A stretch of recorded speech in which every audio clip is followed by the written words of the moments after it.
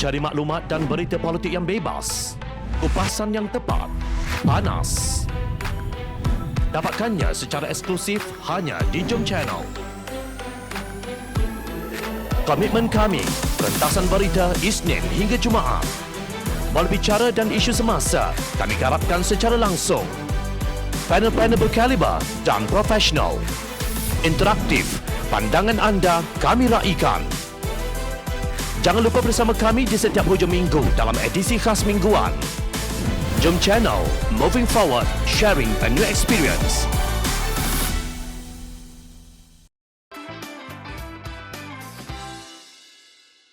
Ini cerita sebenar KLFA. Jom Channel terpanggil untuk menyiarkan pandangan berhubung kenyataan Presiden Persatuan Bola Sepak Kuala Lumpur KLFA Khalid Samad mengenai beberapa kenyataan Menteri Wilayah Persekutuan Datuk Seri Syahidan Kasim yang tidak tepat berhubung KLFA dan Stadium Bola Sepak Kuala Lumpur semasa berucap di Parlimen baru-baru ini.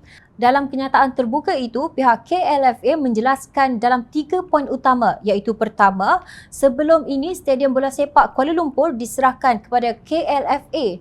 KLFA mempunyai perjanjian menguruskan Stadium Bola Sepak Kuala Lumpur dengan Dewan Bandaraya Kuala Lumpur DBKL bermula dari 27 Januari 2005 sehingga 27 Januari 2021. Menurut perjanjian ini, KLFA dibayar RM14,000 sebulan sebagai yuran pengurusan stadium. Yuran pengurusan tersebut digunakan untuk kerja-kerja pembersihan kawasan luar dan dalam termasuk kawasan sekeliling stadium. Pada masa yang sama, bayaran penyewaan stadium sama ada yang berjaya diperolehi oleh DBKL atau KLFA akan dibuat kepada DBKL. KLFA hanya layak menerima 10% daripada jumlah sewaan yang diterima oleh DBKL. Maka dakwaan stadium diserah kepada KLFA adalah tidak benar kerana KLFA sekadar menguruskan stadium dari sudut penyelenggaraan basic sambil sewa dan pendapatan lain adalah hampir kesemuanya milik DBKL.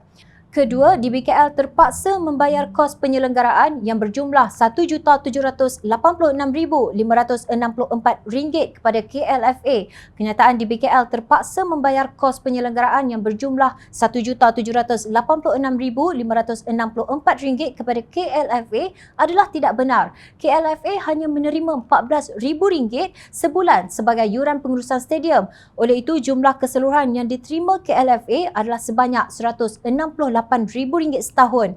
Jumlah RM1,786,564 untuk penyelenggaraan stadium sekiranya ada sekalipun bukan merupakan bayaran kepada KLFA tetapi mungkin kepada kontraktor penyelenggaraan.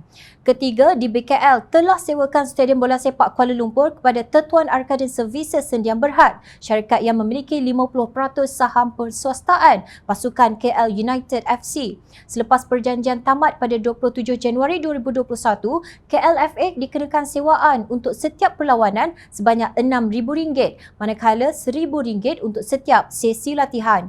Maka KLFA membuat permohonan kepada Datuk Bandar DBKL untuk meneruskan perjanjian pengurusan stadium pada 20 Disember 2020 asalnya dan sekali lagi pada 21 Januari 2021 dengan cadangan bayaran sewa kepada DBKL sebanyak RM200,000 setahun selama 20 tahun. Pihak KLFA telah berjumpa sendiri dengan Datuk Bandar DBKL pada 2 Februari 2021 dan membentangkan kertas cadangan berhubung penyewaan tersebut di mana penyelenggaraan stadium menjadi tanggungjawab KLFA sepenuhnya.